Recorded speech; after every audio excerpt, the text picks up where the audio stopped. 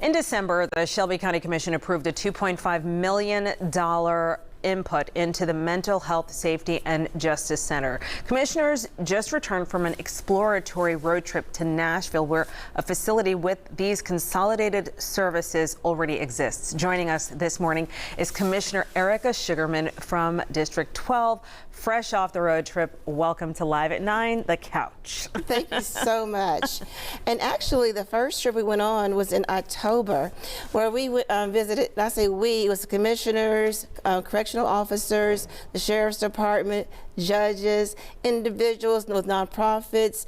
It was a collective effort. And so we observed the behavior facility as well as the mental health facility, which we do not have here in Shelby County. Let's give it context. Why do you want to do this? We know that there was a point where there have been some difficulties. If you could just talk about that.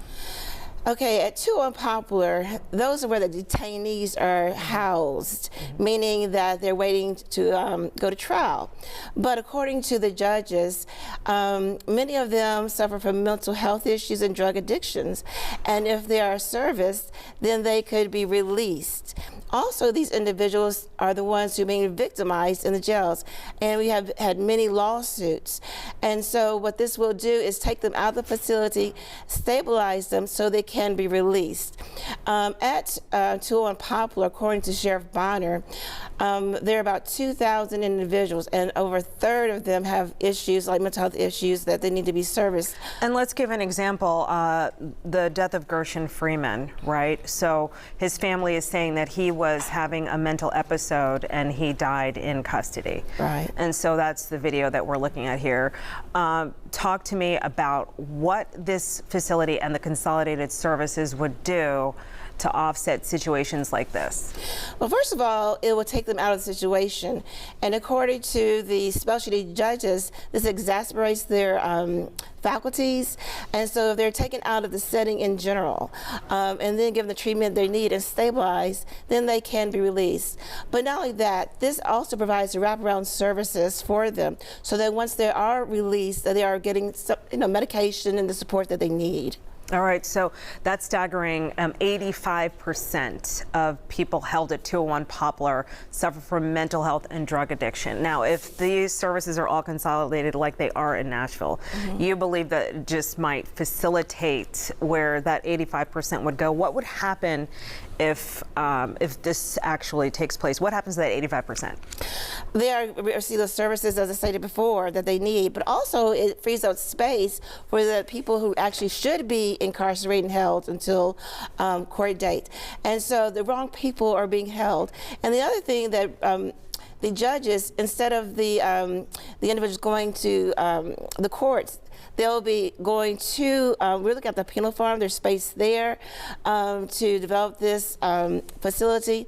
They have green space, and that is so important. And that is something that they have in Davidson County that we do not have here in Shelby County. And the other thing is a multi-purpose facility. The second trip that we went on was in November, and then we looked at their crime center. In Davidson County, they have 2 crime centers. They have a state crime center as well as forensic crime center, as well as a local. We don't have either. So when we have evidence, it has to be processed in Jackson at the state TBI center. And so what happens is the MPDs, they have to determine which evidence gets sent to the state and to Jackson. And so you wonder why they are not solving all these crimes. It's because it takes a long time for the evidence to be processed, and they're picking and choosing what's being processed in general. So for any newcomers to Memphis, you do have a social justice legacy. Can you just, in maybe a few seconds, just talk about, well, it's hard, but talk about, your father's legacy and how you're hoping to bring this into your leadership? Yes, my father, both my parents were civil rights activists, and they fought for social justice. And this is what they instilled in us. We have been giving a lot, and so a lot is expected. Russell Sugarman, Judge Russell Sugarman, thank you, and Dr. Miriam DaCosta Willis. And so, along with other individuals, they fought for civil rights in Memphis, Tennessee. Okay, and so we're looking to see what happens in the next couple of days or weeks, months. So the 2.5 million is just a startup for, as you stated, architectural things and things of that nature. Then we're going to the state with our ask.